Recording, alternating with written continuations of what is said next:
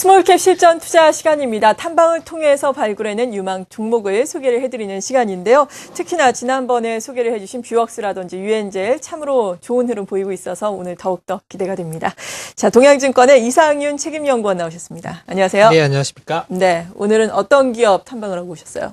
네, 오늘 이제 이번 시간에 소개해드릴 기업은 카메라 모듈, 스마트폰 카메라 모듈을 검사 장비를 공급하고 있는 업체입니다. 하이비전이라는 회사인데요. 네. 스펙을 통해서 상장했던 좀 이례적인 이력을 좀 갖고 있는 회사입니다. 하이비전은요, 애플사의 800만 화소급, 최근에 이제 고사양 스마트폰들을, 특히 이제 카메라의 화소수들이 상당히 높아지면서 800만 화소 카메라 모듈이 많이 장착되고 있는데요. 특히 이제 애플사의 800만 화소 이상급은 모두 동사가 독점적으로 자동화 장비를 공급하고 있다라고 보시면 될 것 같습니다. 주목하는 이유는 최근에 삼성전자도 800만 화소, 1000만 화소 얘기도 나오지만 그 이상급 스마트폰에 장착되고 있는 카메라 모듈을 검사 장비를 동사의 제품을 채택하고 있기 때문에 외형적인 성장을 큰 폭으로 증가시킬 수가 있는 그런 바탕이 지금 돼가고 있습니다. 실제로 이제 3분기 실적이 폭발적으로 어닝 서프라이즈가 나올 정도로 상당히 예상이 되고 있습니다. 현재 매출액은 전년 대비 3배 가까이 증가하면서 350억 정도가 예상이 되고 있고요. 영업이익은 전년 대비 역시 이제 3배 가까이 증가하면서 85억 정도 상당히 서프라이즈한 실적이 나오지 않을까라고 지금 예상이 되고 있습니다.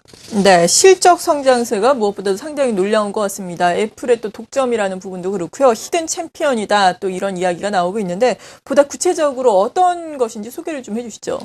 네, 이제 동사의 주 고객사를 보면 역시 이제 카메라 모듈 제조사입니다. 카메라 모듈을 만들어서 이제 완제는 뭐 애플이라든가 LG전자, 삼성전자 이런 완제 납품하게 되어 있죠. 그래서 애플 같은 경우는 카메라 모듈을 LG 이노텍으로부터 상당히 많이 받습니다. 약 70% 이상 받고 있는데요.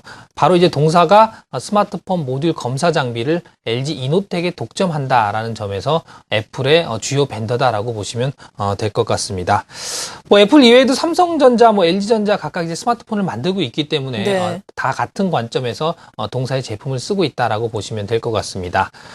동사 제품이 이렇게 각광을 받고 급격하게 쓰임새가 많아지는 이유는 최근에 카메라의 화소수가 200만, 300만 화소에서 500만, 800만 화소 이렇게 급격하게 좋아지기 때문입니다. 이렇게 좋아지게 되면 기존에는 이런 것들을 카메라 모듈을 사람이 일일이 육안으로 검사를 했습니다. 불량품이 있는지 없는지. 하지만 동사가 제품 개발한 이제 풀 라인 자동입니다. 그래서 카메라 모듈의 전공정, 후공정을 모두 기계로 카메라로 다 잡아서 수율을 맞출 수 있는 최고의 검사 장비를 개발했기 때문에 고화소로 갈수록 동사의 장비 수요는 계속해서 많아질 수밖에 없다라는 게 바로 이제 키입니다. 그래서 동사의 영업이익률만 봐도 약 한 30% 가까이 육박하고 있거든요. 그래서 IT 제조업체들 중에서 영업이익률이 이렇게 30% 육박하는 업체들 상당히 이례적이고요.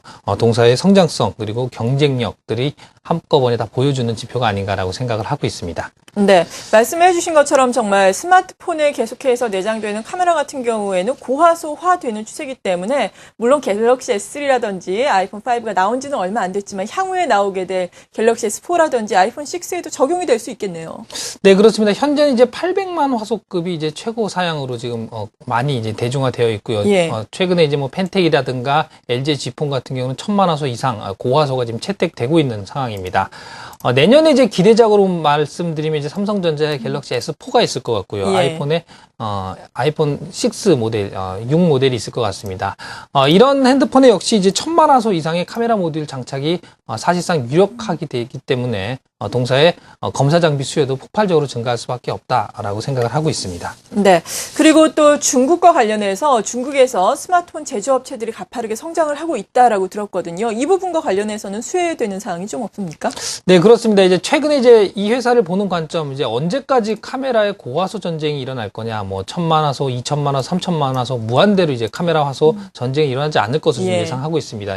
대략 1300만 화소, 1500만 화소 정도 가면 이제 어느 정도 정점에 다다르지 않았을까라고 보고 있는데요. 그렇다면 이 회사의 성장도 끝난 거 아니냐 이렇게 단정 지을 수 있는데 더 이제 큰 그림으로 보면 이제 중국 쪽에서의 카메라 모듈 이슈가 있습니다. 최근에 이제 폭스콘 회장이 아이폰 물량을 못 맞추겠다. 애플 물량 다 못 맞추겠다. 어떤 모델인지 밝히진 않았으면 그런 것들을 이제 발표하는 것들을 보면 역시 인건비 상승이라든가 수율 문제, 품질 관리 여러 가지들이 중국 업체들한테 나타나고 있습니다.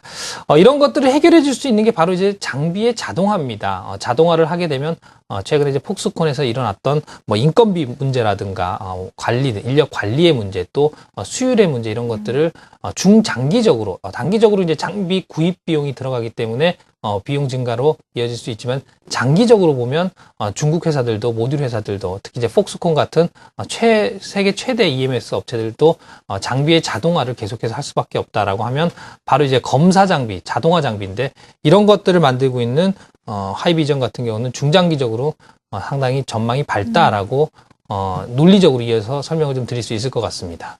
네, 중국발 모멘텀도 또 있을 수 있겠다. 중국의 스마트폰 업체들이 성장을 하면서 수혜를 입을 수 있을 것이다라고 말씀해 주셨습니다. 그리고 3분기 실적 발표는 아직 되지는 않았는데 앞서서 어닝 서프라이즈가 예상된다라고 말씀해 주셨거든요. 3분기 실적 부분 다시 한번 점검을 해주시면서 연간으로는 어떻게 되는지 궁금한데요.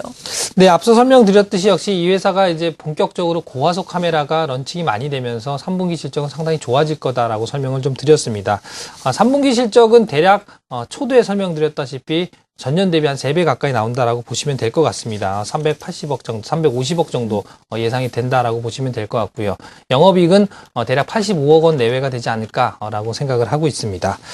이렇게 되면 전체적으로 작년도의 매출액이 약 399억 원, 400억 정도 약간 못 미치는 수준이었는데요. 올해는 2배 성장한 약 800억 원이 넘어설 것으로 지금 전망이 되고 있고요. 또 영업이익도 역시 전년 대비해서 2배 가까이 성장하는 한 210억 정도가 지금 예상되고 있다. 상당히 좋은 실적을 올해 나타낼 것으로 좀 전망된다라고 보시면 될 것 같습니다. 네, 그렇다면 이러한 점 대비해서 밸류에이션은 지금 어느 정도 수준인가요?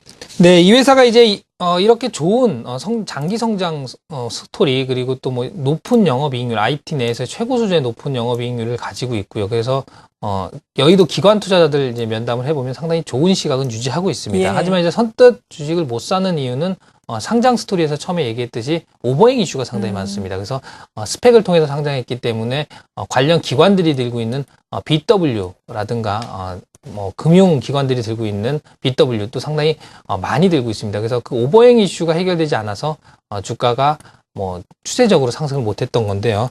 오늘 아침에 이제 좋은 뉴스가 하나 나왔습니다. 오버행 네. 이슈 중에서 일부 IB 기관이 갖고 있던 100만 주 넘는 주식이 국내 대형 기관 투자자들에게 블록딜 형태로 좀 넘어갔거든요. 그래서 일부 이렇게 해소되고 있는 구간에 초입에 있기 때문에 시장 관심을 이제 지금부터 좀 받아가지 않을까라는 생각에서 상당히 중심적으로 좀 봐야 될 것 같고요. 또 이제 밸류에이션 기준으로 보면 올해 예상 실적 기준으로 PER이 6배, 그리고 내년 기준으로 5.5배, 5.4배 정도 수준에 불과하기 때문에요.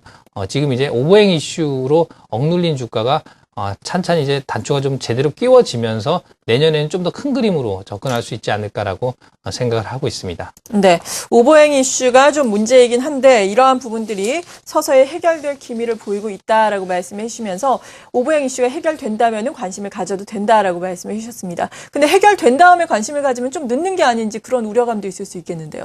네, 그렇습니다. 오버행이 이제 뭐 상당히 많기 때문에 약 500만 주 가까이 되기 때문에요. 오늘 이제 110만 주 정도가 돌아갔습니다. 그래서 한꺼번에 다 돌아가고 요이 땅 하면 상당히 좋겠지만 그렇게 이제 시장 상황이 녹록하지 않고요. 또 이제 예. 락업이 걸린 물량들이 있기 때문에 찬찬히 순서대로 이렇게 좀 오버행이 해소가 되면서 실적도 확인하면서 주가는 단계적으로 상승하지 않을까 생각을 하고 있습니다. 네, 오늘 이 시간 이렇게 동양증권의 이상윤 책임연구원과 함께 하이비전 시스템에 대해서 자세한 내용 알아봤습니다. 감사합니다. 네, 고맙습니다.